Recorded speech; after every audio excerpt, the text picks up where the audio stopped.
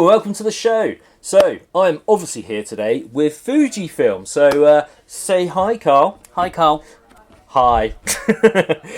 So yeah, we're here and we're talking all about the X-T3 today. So very exciting. It's been a busy old couple of weeks for camera launches, and I'm really excited to sort of see what the X-T3's got to offer. So over to you, Carl. Tell us a bit about it. Yeah, thanks, mate. So incremental upgrades really over the X-T2. New sensor, new processor. So that's X-Trans 4 sensor, X-Trans or X-Processor 4. So 4th generation Fujifilm sensors for mirrorless tech. Yeah, absolutely. So that sees the megapixel bump up from 24 million pixels to 26.1. Okay. So slight resolution bump up, but with the new processor and a new sensor, that gives us increased dynamic range, which is lovely for people that are shooting landscapes and things like that. Yeah. Clipping highlights and shadows means you can retain some more details in there as well. New processor gives us faster autofocus, so it's a marked improvement over the X-T2, we should say. But it also gives us the ability to use eye autofocus and facial tracking in continuous shooting. Excellent. And continuous focusing. So some of that tech from the X-H1 we're seeing feeding into that XT line. Yeah. Absolutely. And, you know, the camera is now more video-centric than ever. Similar to the X-H1 in terms of its video specs, but we've now got 4K 60p shooting, and it's the world's first APS-C size sensor that will shoot 4K 60p at 10-bit. Yeah, internal and external through the HDMI. Yeah, so that's really something. That is a first. Yeah.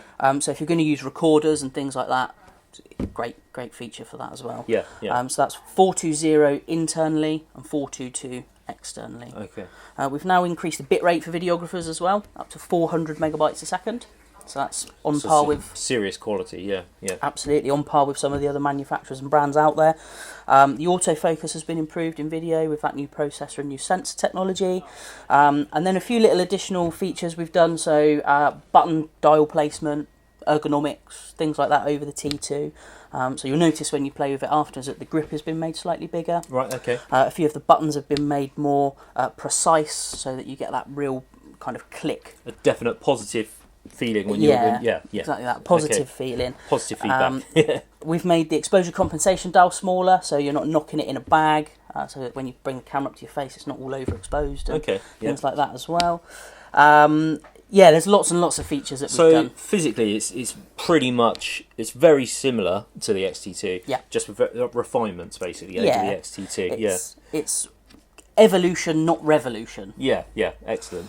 So yeah, I mean these kind of selection dials for the for the bracketing, the single shooting, continuous shooting, they're sort of very reminiscent of the X-H1 in terms of their button placement and shape and size. Yeah, so you'll notice to the X-T2. Yeah, exactly that. So you'll notice the drive dial, the photometry dial, shutter and ISO. They've all been made slightly smaller, but with a more positive action. Yeah.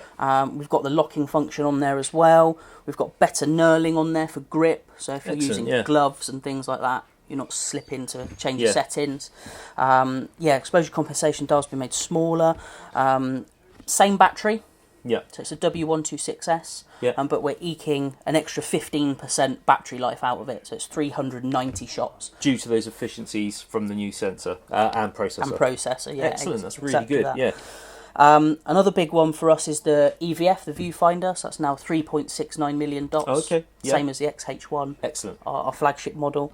It's a bit brighter than the T2. Again, same like the X-H1.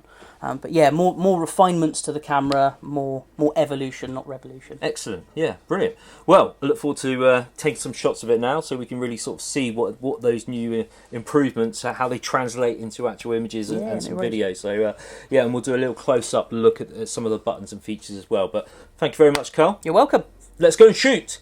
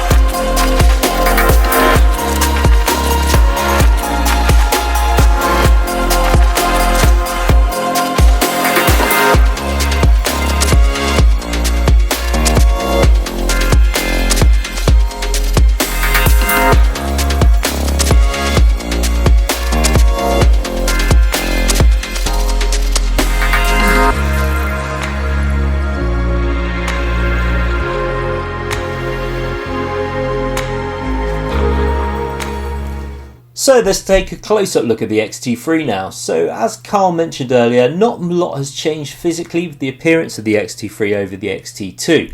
The major changes have really come around the dials and the buttons on the back. The buttons certainly feel more positive on the push, and the top dials now have that increased knurling to make a more definite grip when you're trying to turn the dial, along with the photometry and shooting mode dials, which are slimmer and have a bigger button on the front to help you gain purchase when you're trying to change settings. The variable tilt screen remains, along with the clever portrait mode that no other camera has. And this is a big change, especially for video shooters. The flap on the side of the body where you'll find the microphone and the headphone jack is fully removable. So there we go, quick close-up look at the X-T3. Now let's do an ISO torture test.